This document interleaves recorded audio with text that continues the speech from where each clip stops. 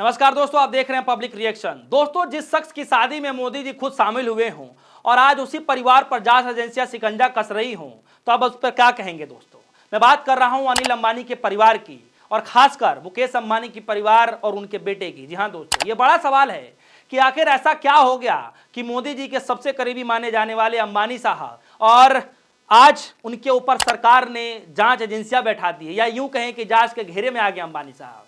क्या वाकई इस बात से स्पष्ट होता दिखाई दे रहा है कि अंबानी और मोदी शाह के बीच में जो है कोई ना कोई खाई पैदा हो गई है, कोई दरार पैदा हो गया है। दोस्तों, क्या कुछ है मैं आगे आपको वीडियो में बताऊंगा। नमस्कार, आप देख रहे हैं पब्लिक रिएक्शन। दोस्तों, सबसे बड़ा सवाल है कि क्या मोदी जी और अंबानी के बीच में क्या यह दोस्ती टूटती जा रही है? क्या मोदी जी सच में अंबानी परिवार से नाराज हो गए हैं? क्या मोदी जी सच में अंबानी से नाराज हो गए हैं? दोस्तों, अगर ऐसा है तो क्या कारण हो सकता है? राजनीतिक गलियारों में राजनीतिक पंडित, तमाम तरीके के जो पत्रकार हैं, अपनी अलग अलग राय रख रहे हैं, लेकिन मेरा यह मानना है कि इन 4 कारणों से मोदी जी जो है अंबानी से नाराज होते जा रहे हैं। जिसका पहला कारण है ट्रंप से मुलाकात और मोदी को ना बुलाना। दोस्तों, आपको याद कीजिए कि डोनाल्ड ट्रंप का शपथ समारोह होने वाला होता है। दुनिया के सबसे बड़े नेताओं को बुलाया जाता है और अपने देश में जो है ये बताया जाता है कि दुनिया का सबसे बड़ा लोकतंत्र माना जाता है, और सबसे बड़े दुनिया के लोकतंत्र में देश के प्रधानमंत्री को ना बुलाया जाना, सोचिए कि क्या मैसेज जाएगा। और उसी समारोह में हमारे ही देश के, भारत के सबसे बड़े उद्योगपति जाते हैं, मुकेश अंबानी जाते हैं, उनका परिवार जाता है, यानी उनकी पत्नी जाती है। ट्रंप से न सिर्फ मुलाकात करते हैं बल्कि घंटों तक बातचीत होती है। दोस्तों, सवाल नहीं उठेगा कि क्या जहां मोदी जी नहीं जा पा रहे हैं, जहां ट्रंप मोदी जी को नहीं बुला रहे हैं, उस दावत पर अंबानी साहब क्यों जा रहे हैं? इसीलिए सवाल उठ रहा है कि क्या अंबानी ने अमेरिका में अपनी जो कॉर्पोरेट डिप्लोमेसी है उसके जरिए मोदी से आगे निकलने की कोशिश की है? यह सवाल पूछा जा रहा है। और क्या इसी बात को लेकर मोदी जी ये हैरानी में और चिंतित में है कि अंबानी साहब जाकर के ट्रंप के पार्टी में सम्मिलित हो रहे हैं, और इसीलिए मोदी जी को यह बात नागवार गुजर रही है कि यह ऐसा कैसे हो सकता है, क्योंकि वो तो उनके परम मित्र हैं। फिर कैसे? क्योंकि यह साफ है दोस्तों कि देश के प्रधानमंत्री की साख अगर दांव पर लगी और वहां पर अपने ही देश के उद्योगपति विदेशी जाकर नेताओं को गलबहियां करें, तो यह तय है कि टकराव तो होगा दोस्तों, और यही उसका खमियाजा भुगतना पड़ रहा है। यह तो सिर्फ पहला कारण है। दूसरा कारण सुनिए, ORF पर शक दूसरा बड़ा कारण बताया जा रहा है। अंबानी की संस्था है ऑब्जर्वेशन रिसर्च फाउंडेशन, यानी ORF। इस पर शक इसलिए गहराता जा रहा है क्योंकि यह बताया जाता है कि ORF को रिलायंस फंड करता है, और यह सीधे तौर पर अंबानी की थिंक टैंक भी माना जाता है। यानी मोदी शाह की लॉबी को यह लगता है कि ORF भारत की विदेश नीति पर असर डालने की कोशिश करता है। यहां तक कि ट्रंप और जो ट्रंप का जो दौर है और उसमें अमेरिका और भारत के बीच में जो रिश्ते में जो बीच में खटास आई है, उसके लिए कहीं ना कहीं ORF भी जिम्मेदार ठहराया जा रहा है।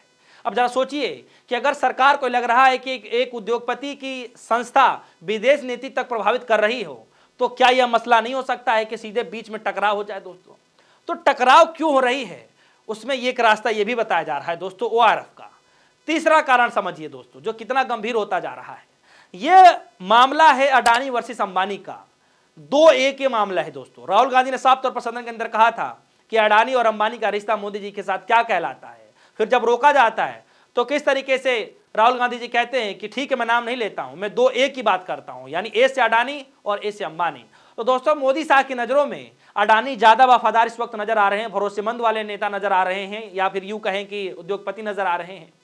क्योंकि सन 2014 के बाद अडानी, आप देखेंगे कि किस तरीके से मोदी और जो है शाह के साथ साथ लगातार कारोबार बढ़ा रहे हैं, राजनीति में उनका साथ दे रहे हैं। तो यानी कदम से कदम मिला करके चल रहे हैं। और वहीं दूसरी तरफ अगर आप देख रहे हैं तो जो अंबानी साहब है, अंबानी साहब के तौर पर अगर आप देख रहे हैं तो रिश्ता कहीं ना कहीं खटास में पड़ता जा रहा है, और अंबानी साहब पर भरोसा नहीं जता पा रहे हैं, जितने ये कारण सामने आए हैं दोस्तों।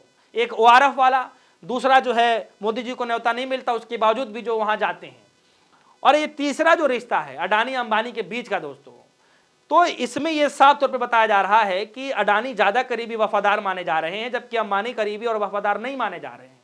तो इसका बड़ा कारण यह भी है क्योंकि अडानी न सिर्फ उद्योगपति के तौर पर साथ दे रहे हैं बल्कि राजनीतिक के साथ कदम से कदम मिलाकर मोदी जी के साथ चल रहे हैं, लेकिन अंबानी बिल्कुल विपरीत है दोस्तों।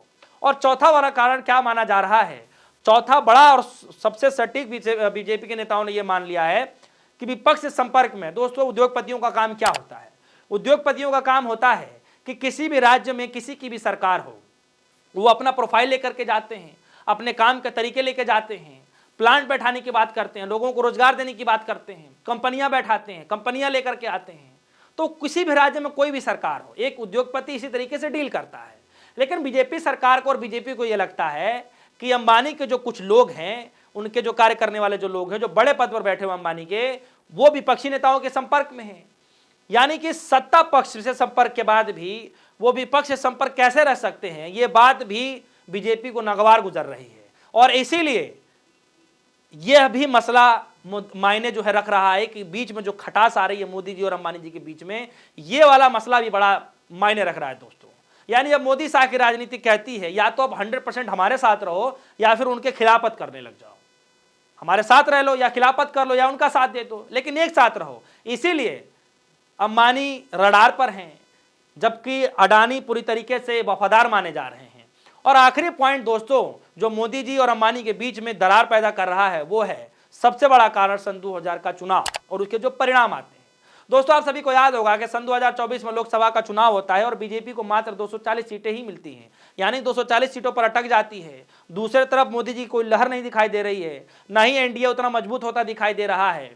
तो जितना सोचा गया था 400 पार लेकर के, जितने जो है ये डींगे हाँकी गई थी, वो कहीं ना कहीं ध्वस्त हो गया। और इसीलिए उद्योगपतियों को ये माना जाता है कि उद्योगपति जो होते हैं वो राजनीति की ही नहीं, बल्कि किस समय पे क्या हवा चल रही है, कब क्या रुख बदल सकता है, ये सब कुछ उद्योगपतियों के पास डेटा आंकड़े होते हैं दोस्तों।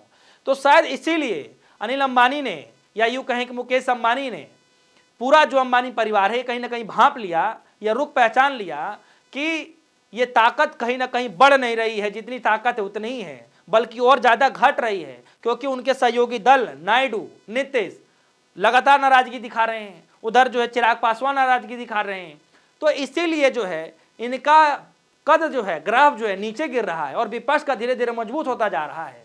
इसीलिए लोग ये कह रहे हैं, राजनीतिक पंडित ये कह रहे हैं कि अंबानी साहब ने ये पहले ही भांप लिया है, इसीलिए सत्ता पक्ष का साथ छोड़ने के लिए मजबूर हो रहे हैं और कहीं ना कहीं विपक्षी पार्टियों की हवा को देखकर, रुख को देखकर मजबूती से बोलने को तैयार हो रहे हैं।